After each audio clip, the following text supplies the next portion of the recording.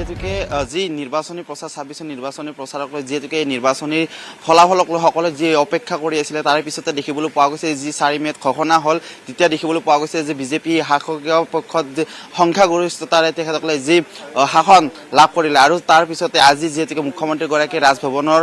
আহিব আৰু যি পদত্যাগ পত্ৰ এই পদত্যাগ পত্ৰ ৰাজভৱনত ৰাজ্যপালৰ হাতত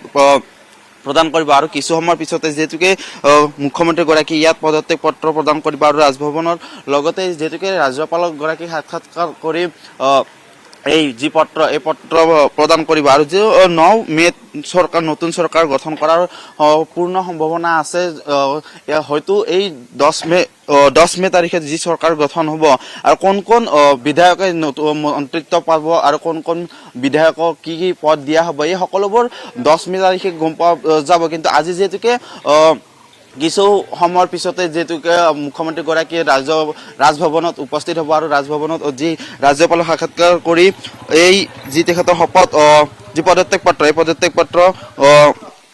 প্ৰদান কৰিব আৰু 10 মে খানাপাৰাত যেহেতুকে খানাপাৰাৰ যি খেলপথাৰ এই খেলপথাৰত এই যি তেখেতসকলৰ শপত গ্ৰহণ অনুষ্ঠান ৰখা আছে হয়তো সম্ভৱত প্ৰধানমন্ত্ৰী গৰাকীৰ উপস্থিতিত যি এই শপত গ্ৰহণ নতুন চৰকাৰৰ যি শপত গ্ৰহণ অনুষ্ঠান আৰম্ভ হ'ব আৰু তাৰ লগতে হয়তো যি বিজেপিৰ সভাপতি নীতিন নবীন তেখেত উপস্থিত থাকিব আৰু লগতে বিভিন্ন বহুকেইগৰাকী যি জ্যেষ্ঠ নেতা বিজেপি জ্যেষ্ঠ নেতাৰ লগতে যি কেন্দ্ৰীয় মন্ত্ৰীসকলে এই শপত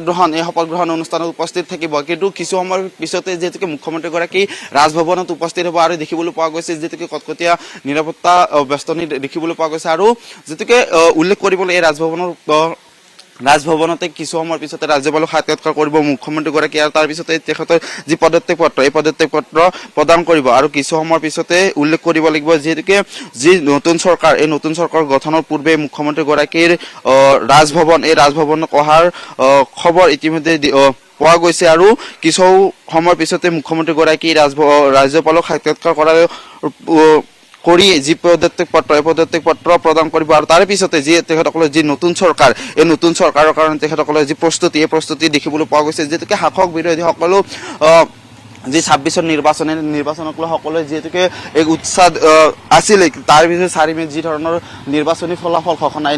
ফলাফল ঘোষণাত দেখিবলৈ পোৱা গৈছে যেহেতুকে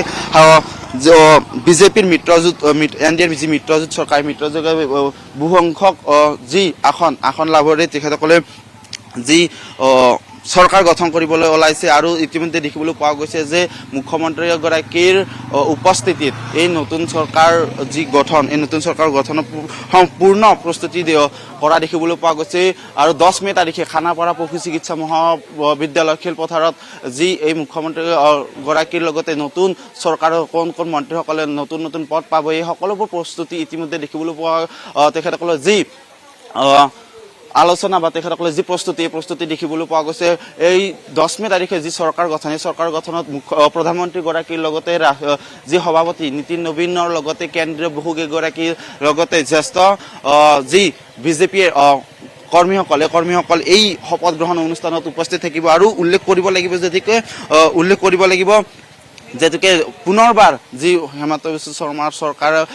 অসমলৈ আহিছে বা যেহেতুকে এই মুখ্যমন্ত্ৰী গৰাকীয়ে পুনৰবাৰ যি তেখেতে চৰকাৰ গঠন কৰিবৰ কাৰণে সাজু হৈছে ইতিমধ্যে সকলো প্ৰস্তুতি কৰা দেখিবলৈ পোৱা গৈছে 10 মে তাৰিখে যেহেতুকে খানাপাৰা পশু চিকিৎসা মহাবিদ্যালয়ত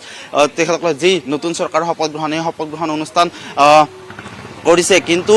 উল্লেখ কৰিব লাগিব আজি যেহেতুকে কিছু সময়ৰ পিছতে মুখ্যমন্ত্ৰী গৰাকী ৰাজভৱনলৈ আহিব আৰু তেখেতে যি পদত্যাগ